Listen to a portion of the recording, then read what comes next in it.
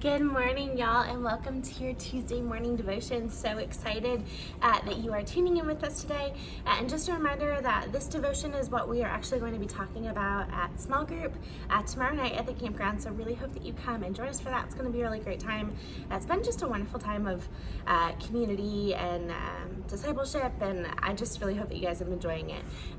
Go ahead, shoot a text message to all of your people. Remind them to sign up if they haven't come yet. Come out and join us tomorrow night, and remind them to go ahead and watch this video as well. That would be awesome. So before we dive into our devotion today, we've been playing a little game each week. If you can tell us where we are, if you can shoot me a message on IG, get your parent to do it, text me. If you shoot me a message and can tell me where I am in the church building, you get a gift card, and so we will send that to you and it'll be great. But you have to go ahead and shoot that message to me right away. The very first person to do it gets a gift card. So we are going to dive into scripture today. So I'm actually reading out of a She Reads Truth devotional, which is awesome. If you're looking for a devotional, they have She Reads Truth and He Reads Truth. They're awesome. Totally recommend. But anyways, I've been reading through this. We've been reading through the book of Matthew together. And today we are on Matthew chapter 14. And so that's what we've kind of been going through. And I was reading through all of the scriptures that we're going to be going through this week in our reading.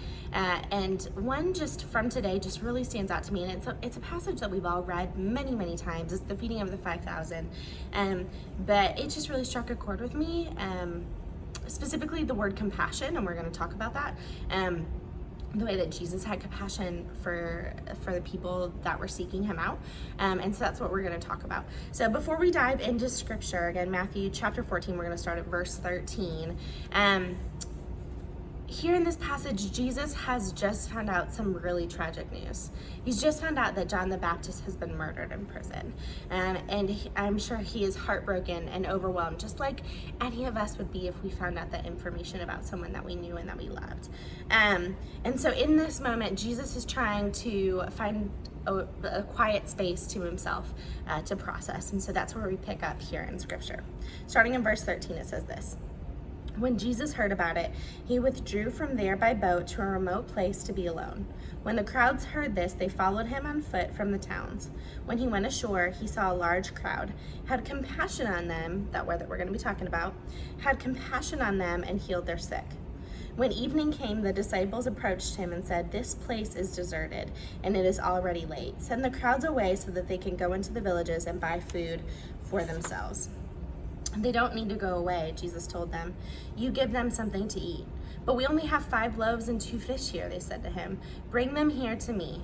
Then he commanded the crowds to sit down on the grass. He took the 5 loaves and the 2 fish, and looking up to heaven, he blessed them. He broke the loaves and gave them to the disciples, and the disciples gave them to the crowds. Everyone ate and was satisfied. They picked up 12 baskets full of leftover pieces. Now those who ate were about 5,000 men, besides women and children. This is an amazing, beautiful miracle. Man, all of Matthew, we just see these amazing works of Jesus in our world. But the piece of this that I really want to touch on is the fact that Jesus was trying to find a quiet place to himself. But yet, because of who he was, the crowds followed him, the crowds sought him out, and he had an opportunity to decide what he wanted to do. Jesus could have said, "You know what, I just need to be alone right now. I'm going to pretend that those crowds are not here. I am going to isolate and I just need time to myself." But instead, he looked up from what he was going through.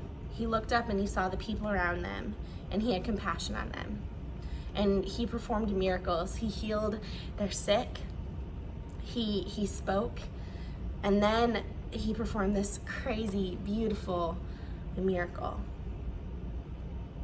That compassion for others, even in the midst of his own turmoil, and own things going on in his world, just really overwhelms me. I think in this season of the world that we find ourselves in, it has been really easy for all of us to become very, not us focused and in a bad way, but just very focused on the things that we are going through in our world because we're so isolated from another person. We're isolated by so many things in our world right now. And I think it's become really easy to focus on the things that are happening in our own head, the things that we are going through personally. And I think even, masks are so important right now, but the masks are another thing that kind of isolate us from another person. I have a hard time when I try to go through the grocery store and I like instinctively smile at people and I forget that they can't see me. I think it's been hard.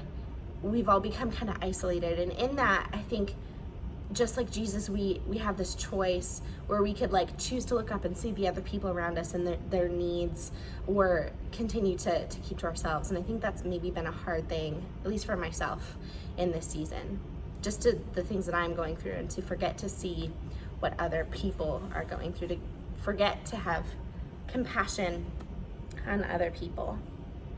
And today, that's all I really want to talk about. I want to challenge you to lift up your eyes from the circumstances that you find yourself in, your own worries, fears, struggle of navigating school. But remember to look up and to see the other people around you. And remember that we are a community that is called to support and to love one another. We all need us time. That's important. We all need it. But we have to remind ourselves that it's also important to look up from ourselves and to see the other people around us, to have compassion on them and the things that they are going through. And remember that it's really important to reach out to others and to care for them as well. So this week I want to challenge you. I want to challenge you to look up.